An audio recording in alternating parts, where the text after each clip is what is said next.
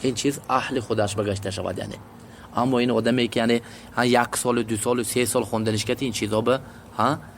لیس بعش ابیکی فدروجی، این خانه پدری مادر نه که خواهی میدرای خواهی میبرای، این خیلی نه یعنی چه این خیلی نمیشه. یعنی این چیز به وای بچه راه داده نمیشود.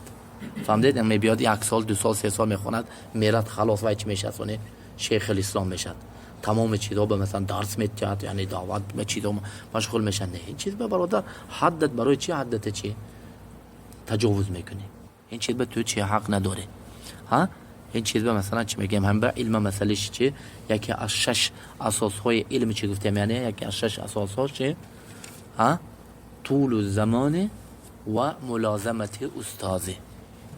طول الزمان و ملازمت استاذ. یعنی طول الزمان سالهای دراز باید که این بچه طلب علم کند و ملازمت استاد و باید که چه دای ملازمه که ملازمه که شود استاد شود همراه استاد ها. یعنی مثل ابن مانده رحمه الله وقتی که میبرد خونش 25 ساله بود، وقتی که وطنش بگشته میبیاد چند ساله 65 ساله، یعنی 45 سال طلب علم میکنه. واسه 45 روز یعنی 45 سال 45 روز طلب علم کند و چی میشد. یعنی ابن مانده بیا میگفت پیش من بخوند میگفت اومده اخی یعنی که جا به سر اسیمه جا به سرگاه میخواد گویید. عمر رضی الله تعالی عنه میگفت که تفقهوا قبل ما تسودوا، پیش از مثلا سید شدن در دادن اول فقه خون خدا تعلیم گیر اول خدا. فهمیدید؟ یعنی برای همین این رکنی چی بوده است، یعنی علم علی بصیره، باید که بصیره این چیز بصیره. برای همین این مسئله به چی میدارد، یعنی مسئله مهم گرفتن علم، گرفتن چی گفتیم یعنی علم گرفتن، علمی که یعنی ما علمی که میگیریم این علم دیگه مسئله این باید که فقط یعنی وای مسلمان شدنش از اهل سنت شدنش وای کفایه نمیکند، وای کفایه نمیکند. یعنی مثل نعیم ابن حماد الخزاعی رحمت الله علیه که از امام اهل سنت بنگی لیکن ضعیف، وای علم نمیگرفتن ضعیف. سجن ترمه به اسباب سبب سنت وفات کرد. نگفتن که خلاص وای چخیل شما نه ضعیف یعنی. فهمیدید؟ یعنی برای همین مسئله علم گرفتن چی میشه، یعنی علم این چیزی که یعنی فقط اسلام یعنی ظاهری متابعتش به سنت کفایه نمیکند. فهمیدید؟ ظاهری چش کفایه نمیکند. یعنی نمیگم که خل یک برادرای ماشاءالله یعنی شکلش از اهل سنت برین میگود قرآن سنت یعنی قول شیخ ابن باز قول شیخ ابن تیمیه نمیگود نه این کفایه نمیکند. این کفایه هم به چی میگن، یعنی تعریف عدل به وقتی که تعریف کنده میگن که چی میگن، یعنی چیه. حتی ابن اثیر رحمه الله میگه که یعنی همین خیلی شرط ها گذاشتن که شبیه مثلا دونستان باطنی به آدمه، باطنی به غیرت الله تعالی نمیند، لیکن از کثرت مصابره و مصابره یعنی روایتاش به صبر کرده دراسه کردن و مصابره یعنی چی پیروی شده اینه دیده هم به بها دادن که آدم مستحق تدریس یا مستحق تدریس نه. فهمیدید؟ همین چیزا برای همین آدمی که مجهول باشد از وای چی علم گرفته نمیشد. امام مالک رحمت الله علیه میگوید که یعنی جیانش گوید میکند اسماعیل ابن ابی خالد میگوید که مالک مدینه به 70 آدم بود، هر یکیش مثلا کان یحدث عن النبی صلی الله علیه و سلم من طریق رجل واحد که میشد وای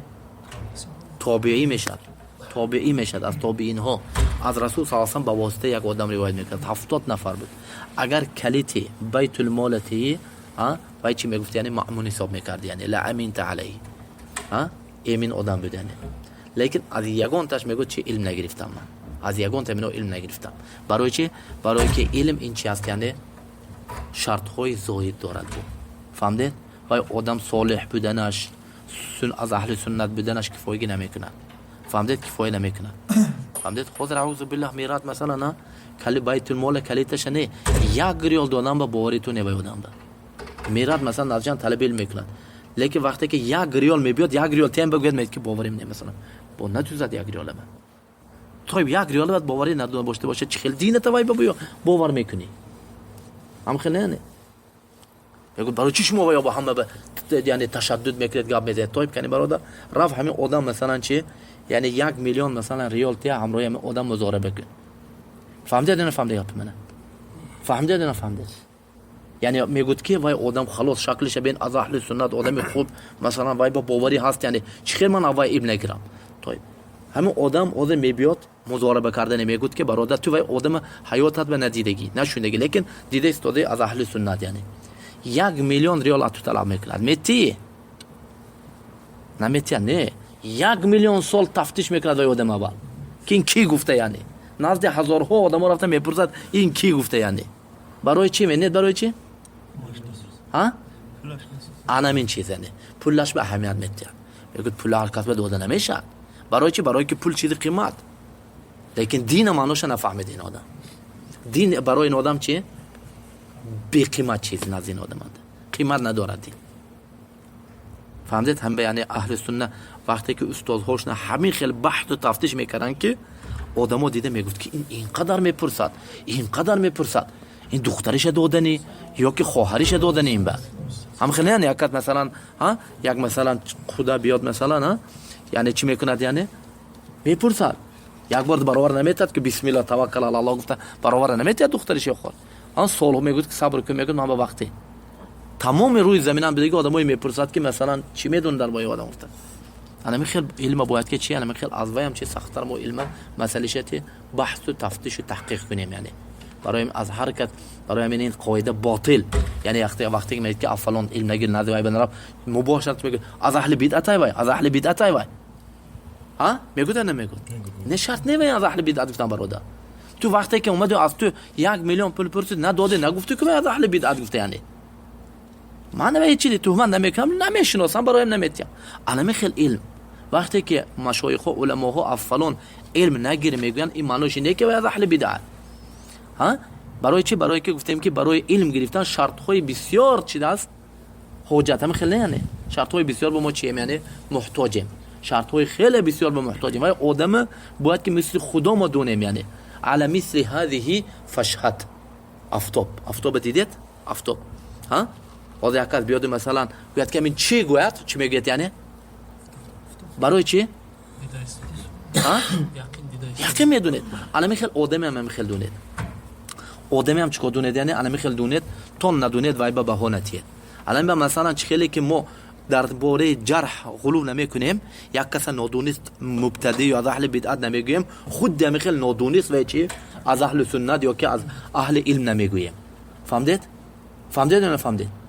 یک کس مثلا مباشرتا وای از اهل سنت وای سلفی یا اخی تو خودت نمیدونی از اهل سنتی علی اهل سنت دیگه رو به تزکیه میتی ها تزکیه این آدم چی میشه یعنی شیخنا شیخ عبدالله میگوید که حفظه الله این خیلی مثلا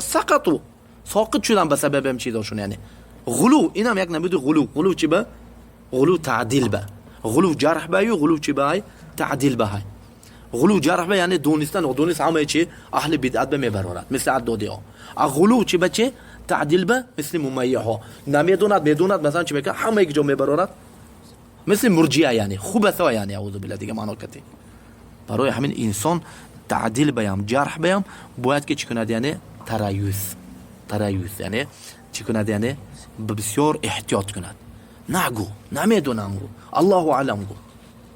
علم گو یعنی بعضیش هایی که حقیقتا همین نمیدوند آدمو به تزکیه دادن میگه برای همین خودش جدوای خودش مجروح شد خودش مشکوک شد و آدم خودش به اهل علم مسلمان و اهل سنت چی شک میکرده که کی خودش کیایین همه اهل سنت فهمیدید برای همین این مسئله یعنی چی میکنیم بسیار چی ها احتیاط میکنیم هم به امام شافعی رحمت الله علیه میگوید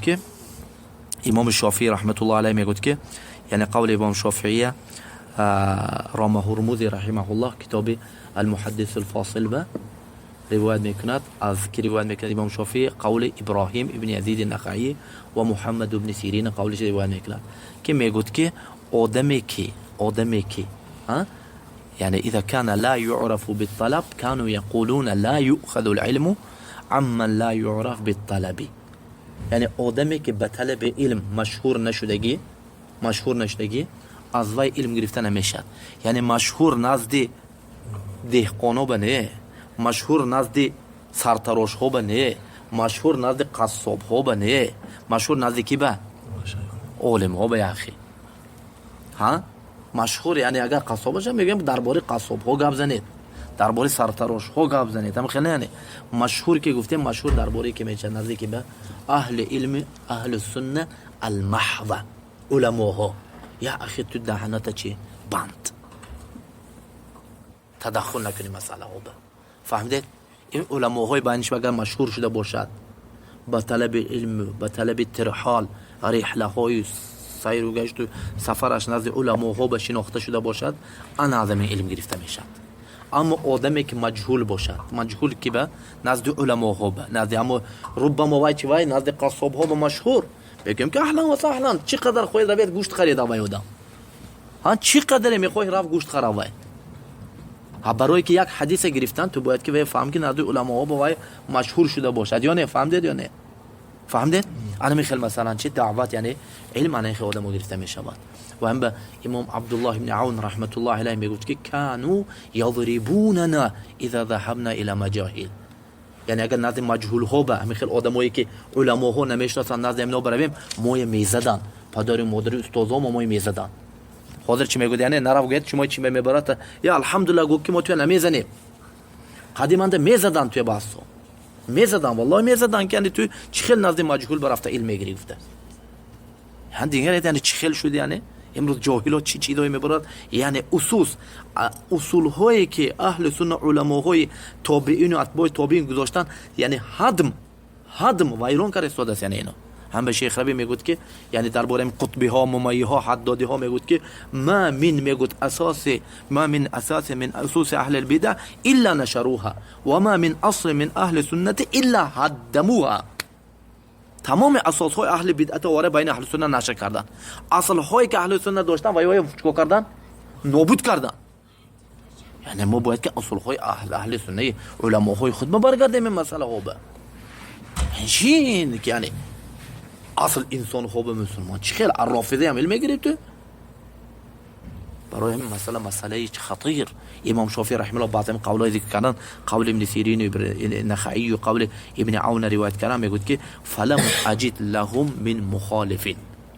قول وای خوب مخالف این معناش چی میگن اصول به اجماع میگوین یعنی همین شافعی سال چند وفات کرد چند وفات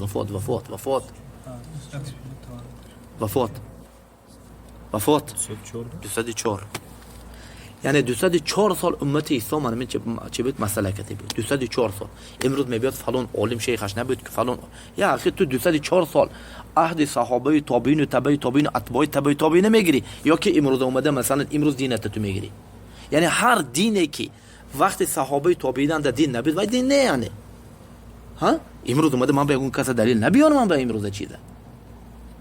متعصب تو این چی خیلی میبیاری من تو هزار یعنی اجماع اهل سنت 204 سال یعنی خیر القرون اجماعش من تو ببرم تو انصاف داری شرم داری تو که معروف که علم نداری تو منهج نداری عقیده من چیزا میدونم لیکن اقلش انصاف انسانیت داری نداری ما به تو یعنی چی از روی انسانیت گام میدونیم